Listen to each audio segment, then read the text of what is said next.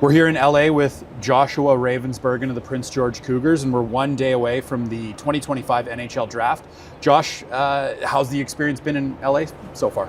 Yeah, it's been a lot of fun so far. I've never been here. My family's never been here either, so it's cool to come and kind of see the sights, go to Venice Beach for one day, and that was a really cool experience. Just played a little basketball too, so that was fun. And yeah, just seeing some of the sights down here. Just soaking it all in. That's great. Yeah. What's your outlook heading into tomorrow night? Obviously, the first round of the NHL draft is at the Peacock Theater just over our shoulder here. What sort of feelings are you going through looking ahead to Friday night?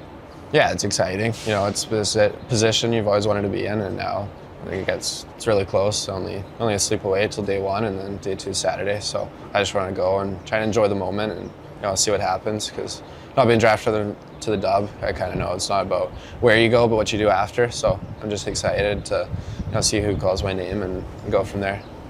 I'm glad you brought that up. Undrafted into the Western Hockey League, and now we're sitting here the day before the NHL draft. When you think back over your time in the Western Hockey League, and even to a moment where you didn't hear your name called in the WHL draft, what did you learn from that experience, and how have you applied it as you work your way towards the NHL draft?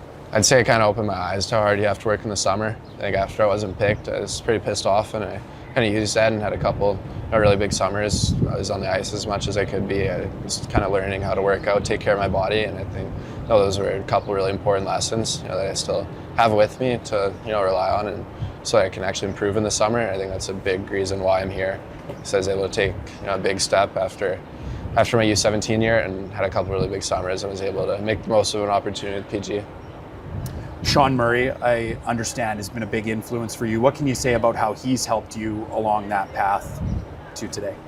Yeah, he was with me in minor hockey up till U18, and he was the one who kind of got me the opportunity with PG. So he was a huge part in my career and why I'm here today. Kind of got the ball rolling. So yeah, he was a big part of my hockey journey so far. You talk about your time in Prince George. You've had a great run so far on some very good Cougars teams. When you look back on that time to this point, how have the Prince George Cougars helped you to develop, whether you're looking at it on the ice as a player or off the ice as a person? I feel like I've grown a lot, on the personal side and in my game too, which is what you want to achieve.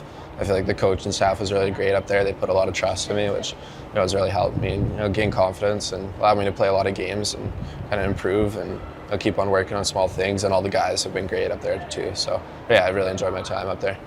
You talk about working on your game. Is there, over the years, is there any one particular aspect of the game that you've really tried to focus on to help with your growth? Before I got to the dub, I was really working on my skating. I'd like to watch videos of dub goalies, try to find videos of them skating, try to copy them. And I'd say my skating's at a good point right now. Obviously, still want to keep going. And right now, just working on my depth, working on my hands, on trying to get locked up and finding ways to have more access to pucks. That's kind of my focus for the summer. Now, a couple weeks ago, you were in Buffalo for the NHL Scouting Combine. How was that experience for you, and what sort of things did you maybe learn there?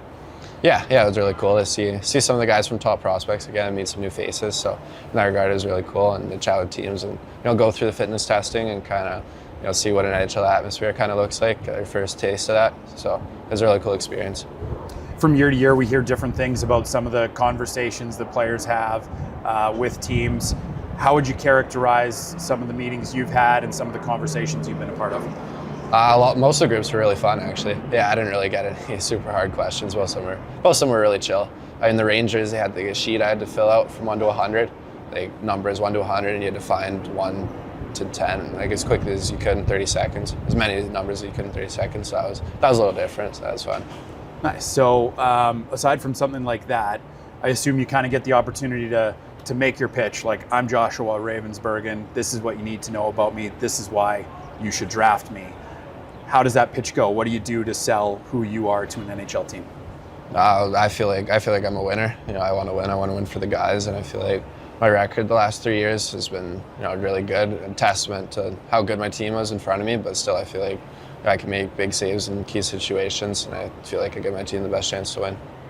You mentioned the CHL USA Prospects Challenge and the opportunity you had to play there.